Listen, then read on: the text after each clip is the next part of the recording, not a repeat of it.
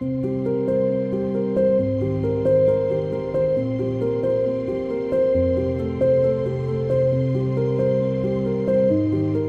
seems like it's very easy to feel like a zombie these days, tired and exhausted all the time, just being a human in the 21st century, especially if you're battling something like depression or anxiety or any mental or physical struggle.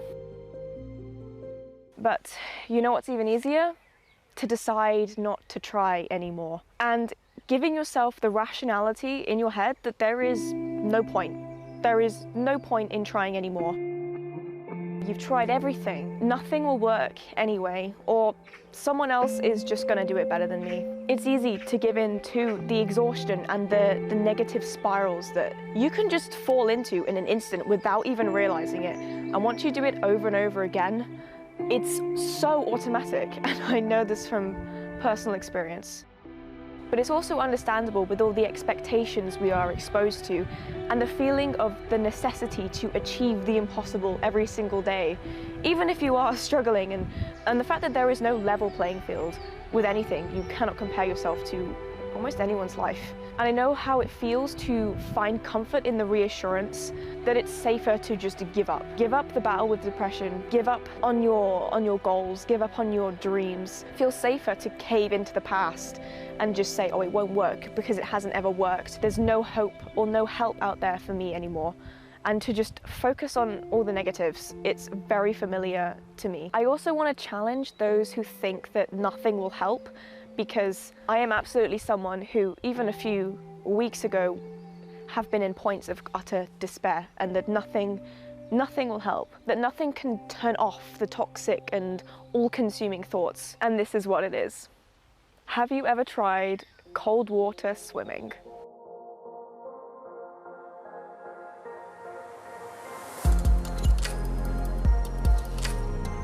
There has been the trend of ice-cold showers every morning, and personally, when you're in a very dark place or when you are struggling a lot and you find you have no motivation for everyday life, it's really hard to force yourself into the shower when there is generally a hot setting to turn to the cold setting. It's really hard to do that.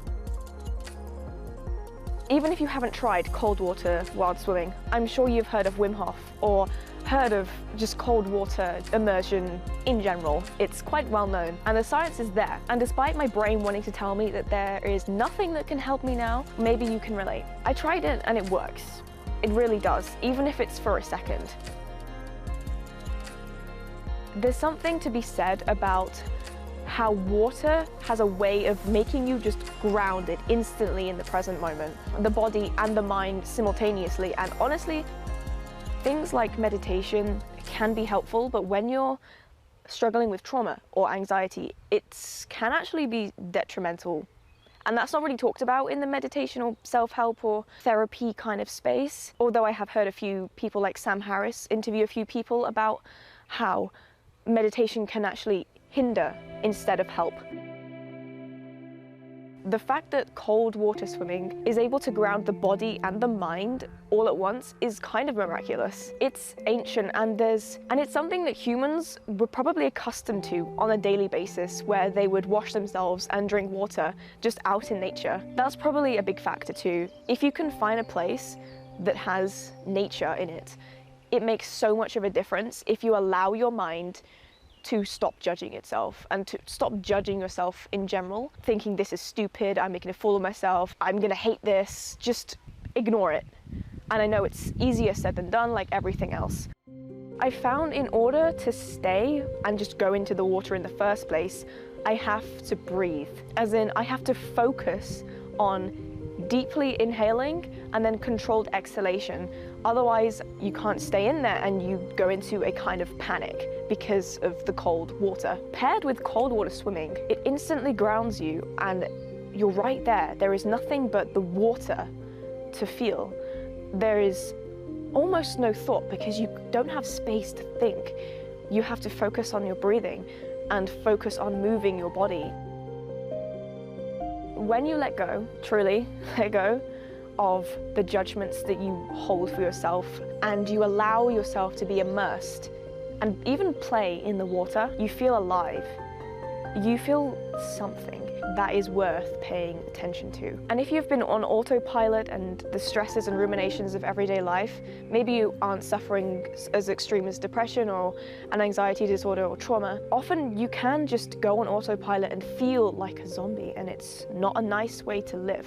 It's just something so magical about being in nature and in the water. If I lived right near a body of water that's not stagnant and green, I would for sure jump into that every single day. Water has so much freaking power, you have no idea. But also there is health and safety risks, like make sure you're either with someone or you've done this before, and make sure you do some research. I'll leave some links down below.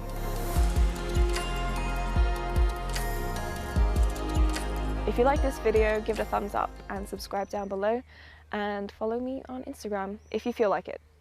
No pressure, you don't have to if you don't want to. If anyone ever needs to chat to someone, they feel very alone, you don't know what to do, you just need someone to talk to, feel free to message me on Instagram and I'm happy to chat whenever. I know how it feels to be very alone, especially in this digital world. And for those who don't know me, I'm Georgiarpeck and I make videos on this channel. Duh. Tends to be cinematic, short film kind of format, as well as questioning the way the world works and trying new things and telling different stories and experiences. Remember to do something kind for yourself today. I will also take that to heart because, you know, practice what you preach.